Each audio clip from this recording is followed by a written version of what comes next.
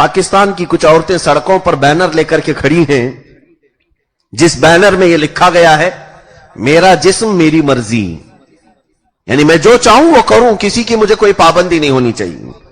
اور ایک خاتون مسلمان عورتیں بینر اٹھا کر کے اس پر یہ لکھی ہوئی ہے، اس بینر پر کہ 4 دیواریں، گھر کی چھت اور زمین، اس کے اندر رہنے والی عورت سڑی ہوئی لاش ہے، مجھے ایسی عورت کی زندگی نہیں چاہیے۔ یعنی اس کو سڑی ہوئی لاش کہا اس نے، جو 4 دیواری کے اندر عورتیں رہتی ہیں۔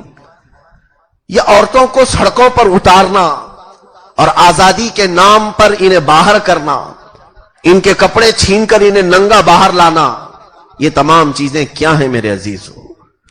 یہ تمام چیزیں وہی راستے ہموار کیے جا رہے ہیں، دجال کی جماعت میں شامل ہونے والی یہ خواتین ہوں گی۔ یہ وہ عورتیں ہیں، حدیث پاک سنی، اللہ کے رسول صلی اللہ تعالی علیہ وسلم ارشاد فرماتے ہیں قیامت کے قریب گانے باجے کی کثرت ہوگی، اور ان گانے باجوں میں سب سے زیادہ حصہ عورتیں لیا کریں گی۔ عورتیں زیب و زینت کے ساتھ عطر لگا کر بازاروں میں آئیں گی اور اپنے رقص سے، اپنے ڈانس سے لوگوں کو متاثر کریں گے اور ان کا ایمان بھی خراب کریں گی، خود جہنم میں جائیں گی اور ان کا تماشا دیکھنے والوں کو ساتھ جہنم میں لے جائیں گے۔ یہ بھی حدیث پاک کا مفہوم میں بتا رہا ہوں۔ رسول کریم صلی اللہ تعالی علیہ وسلم نے یہ پہلے سے ہمیں آگاہ فرمایا تھا۔ آج کیا آپ نہیں دیکھ رہے ہیں کہ عورتوں کے حقوق پر آواز اٹھانے والے کون سے حقوق کی بات کر رہے ہیں؟ کون سے حقوق کی؟ صرف ان کے نزدیک حق کا مطلب یہ ہے کہ عورت کو اتنی ہی آزادی دی جائے جتنے مرد کو ہے، یعنی مرد اگر باہر کماتا ہے تو عورت کو بھی کمانا چاہیے، مرد اگر حکومت پر ہے تو عورت کو بھی حکومت کرنی چاہیے، مرد اگر تمام چیزیں بظاہر کھلے طور پر کرتا ہے تو عورت کو بھی وہی کرنی چاہیے۔ ان کی نظر میں اس کو برابری کہا گیا ہے۔ میرے عزیزوں، برابری یہ نہیں ہے۔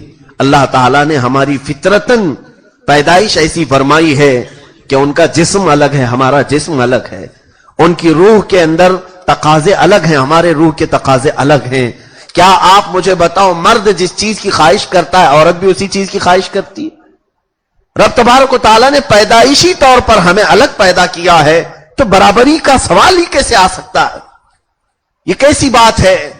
اگر آپ عورتوں کے حقوق کی بات کرتے ہیں تو میں جانوروں کے بارے میں بات کرتا ہوں کہ انہیں بھی برابر کا حق دے دیا جائے، بھینس بیل بکریوں کو بھی ہمارے ساتھ کھڑا کر دیا جائے، انہیں بھی نوکری دے دی جائے۔ کیا یہ عقل والی بات ہے؟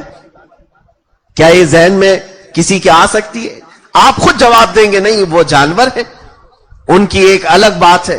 میں یہاں عورتوں کو جانوروں سے تشبیہ نہیں دے رہا ہوں، بلکہ میرا خیال یہ ہے، اللہ کے نبی صلی اللہ تعالی علیہ وسلم کی تعلیمات میں دیکھو کہ عورت کو کم کیا دیا گیا، اس کے اپنے اندر رہتے ہوئے اسے بہت سارے مقامات دیے ہیں۔ میں نے بچپن میں بہت پہلے ایک مضمون لکھا تھا، عورت جتنی حسین و جمیل اللہ تعالیٰ نے بنائی ہے، اقبال نے تو یہاں تک کہا ہے وجود زن سے ہے تصویر کائنات میں رنگ، یعنی کائنات میں اگر رنگ ہے کسی وجہ سے تو وہ عورت کی وجہ سے ہے، یہ خوبصورتی ہے۔ لیکن ہم نے دیکھا ہے چمن میں، باغیچے میں تتلی اگر پھولوں کے ارد گرد اڑتی ہے تو بڑی اچھی لگتی ہے، لیکن اس تتلی کو اگر کوئی چھونا چاہے تو وہ ختم ہو جاتی ہے، پھر اس کا رنگ بھی چلا جاتا ہے، اور پھر اگر ہمیں ہلکی انگلیوں سے بھی اگر اسے پکڑ لیا جائے اس کی زیب و زینت ختم اور وہ مرنے کے قریب آ جاتی ہے۔ تتلی کو چمن میں رہنا ہی اچھا ہے، پھولوں کے ارد گرد اسے چہچہاتے ہوئے دیکھنا ہی اچھا ہے۔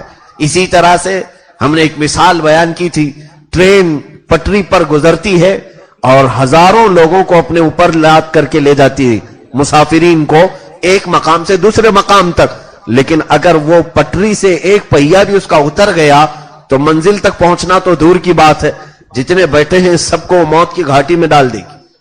کیا یہ نہیں ہوتا ہے؟